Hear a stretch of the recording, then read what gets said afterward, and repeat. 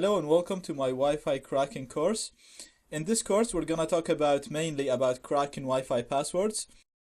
All the attacks that we're going to talk about are practical attacks launched against actual routers that I have here at my lab. So all the attacks work, and all of them are practical attacks. They are not theories, they're not proof of concept, they're 100% working attacks. So these attacks will allow us to obtain the passwords or the keys for different Wi-Fi networks, whether they use WEP or WPA or WPA2 encryption. The course is divided into three main parts.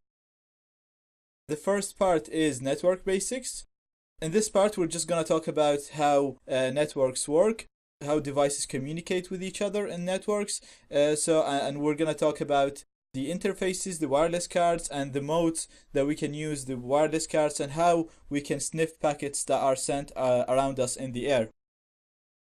Once we understand that and we can sniff packets in the air, we're going to move to cracking WEP encryption, because it's an easier encryption to crack than WPA. So we're going to talk about how WEP works first, the theory behind cracking it. So we're going to talk about the weaknesses in WEP. And then we're going to discuss three methods to crack WEP encryption without the need to any connected devices, or without the need to communicate with any of the people who are connected to these devices. We're not going to explain only one method, because these methods might work or might not work depending on the distance between you and the router.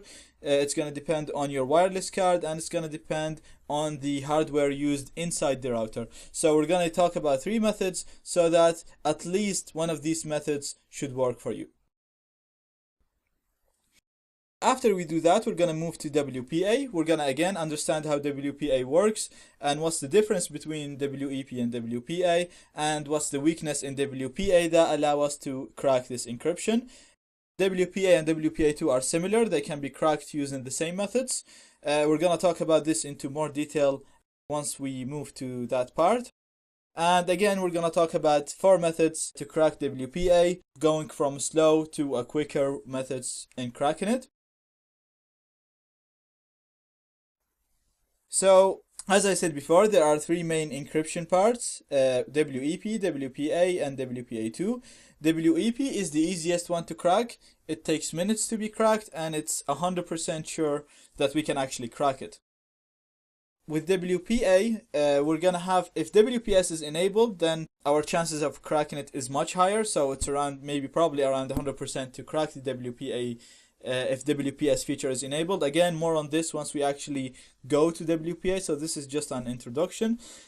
Same with WPA2. If WPS is enabled, it's very easy to crack. If it's not, we're going to have to use a dictionary attack, or a word list, or a rainbow table. We're going to talk about all of that once we actually go to that section.